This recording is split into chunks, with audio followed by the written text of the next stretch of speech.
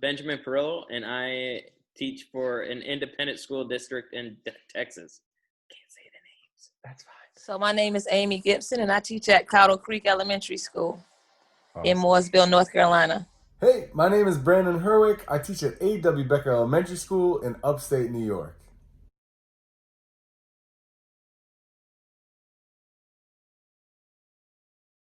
You're, even though many people think it, you're not a classically trained dancer.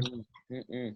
And you've kind of confided in me, and I hope you don't mind in sharing that, like, dancing was not really something you were comfortable with at first, but now, like, you have this, very viewed, hundreds of thousands of views and subscribers. Like, can you talk about that journey from the uncomfortable to the comfortable? Yeah, it was it was tough. Like putting myself out there was, I think, the hardest part.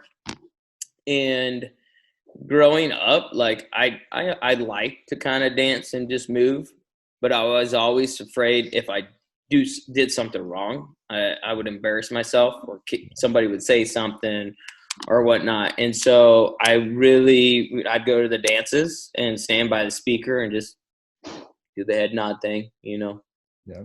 then leave and not be able to hear out of my ear.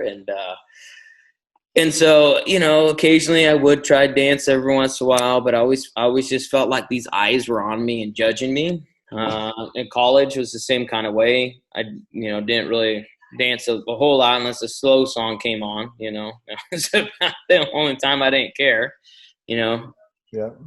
And when I started doing the videos, the first one actually I think I posted was the dueling banjo song. Because when we did with class, like, I don't mind doing it in front of the kids, like, because I'd done it for years, with Greg and Steve stuff, the learning station, I do it in front of the kids, and it's silly stuff.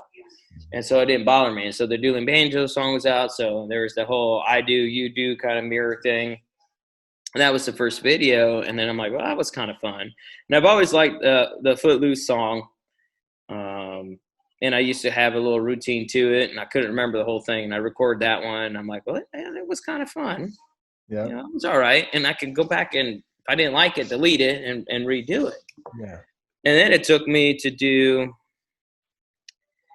I don't remember what, Moves Like Jagger, I think is what it was.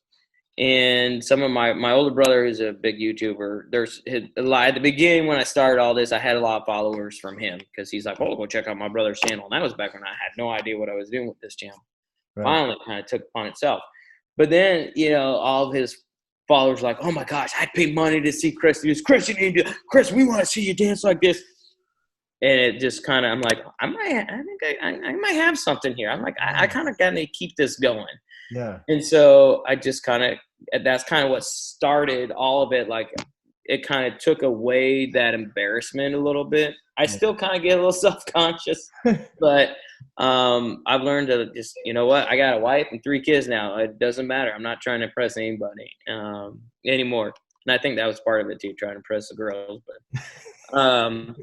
it just kind of took off, and I'm like, I'm going to keep doing this. And you can see, if you really look, you can see the gradual transition of me throwing something up there as I dance in front of the camera and have no clue and plan to a thought process of how did I piece them together. Yeah. There was definitely evolution through that.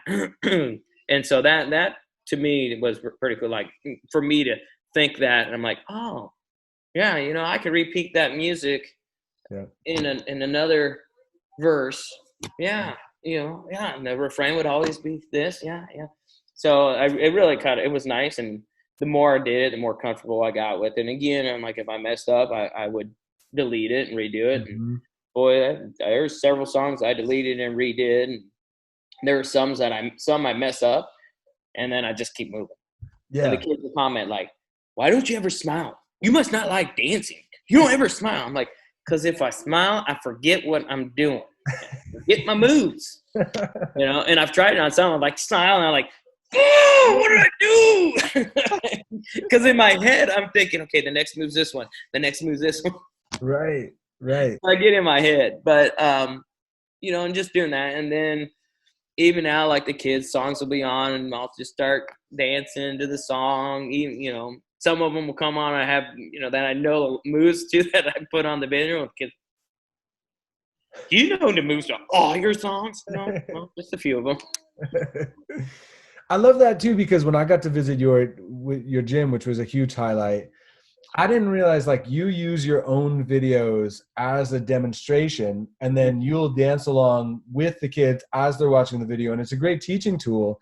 And then, like you said, you could be a little bit more serious and remember the movements on there, but then you can have fun and really make it personal while you're doing it with them, which is a really cool, special thing, I think. Oh yeah. And because they like, because a lot of them too, like, why aren't you dancing too? I'm going, I am. See, right there on the screen. And also frees me up to go around and help kids to understand, because usually what we do is we stick to the same dance or two. We stick to that for that entire week to hopefully by the time the end of the week, they're comfortable enough and know it enough in their memory. The next time we come back to that song, they'll remember more and more and more. It also helps me out with any other kids. Like I've got one girl who I have to modify the dances for. And so I just come by her. I'm like, okay, we're going to do it like this now. Okay, now the other side. And so she's always grand, but she's an at-home learner, so I'm missing her a lot right now. She brings a smile on my face every day. But she's a hoot and a trooper for sure. But again, like that, you know, gives me opportunities to walk around and help and move with them and stuff. So definitely. How do you? So we were just talking about pacing yourself and not feeling like you need to post and things like this. How do you differentiate yourself from other teachers? Like when you're trying to get a job, or when like you're just trying to do the best job in your job, you're trying to get tenure. Like, how do you feel? How do you differentiate yourself? Or like, how do you be your best self when there's so many other things, you know? I'm just me, because I think like whoever is doing the hiring, I think they've been trained to see truth. Mm-hmm. Some people are just good on paper. Yes. Some people are good with the delivery. Mm-hmm. So I think I feel like if you're trying so hard to be something that you're not, you won't be able to maximize. Let them see who you really are. Yes. Because you're so busy trying to be someone else. Yes. That resonates with me a lot. I feel like a lot of people see somebody's idea and they try to recreate the same thing, you know? And that's good if you're doing it just for your students because you want them to see you, because it's important that your students connect with you. But if you're just trying to create the same thing and put it out, like if somebody makes a car and you model the same, you know, your model after the same car, and you're just putting out a replica or, you know, of that car, then like, that's not innovating. That's not progressing anybody or anything. No, it's just copying. And I think it's okay when like teachers see another teacher's idea and they create it just for their class so they can see their teacher. But some teachers do it and then it ends up on TPT and then for likes. So is it for your ego? Right. Or is it truly for the passion of what you're doing? Yes. So those two things need to be separate. Yes, for sure. You know, so.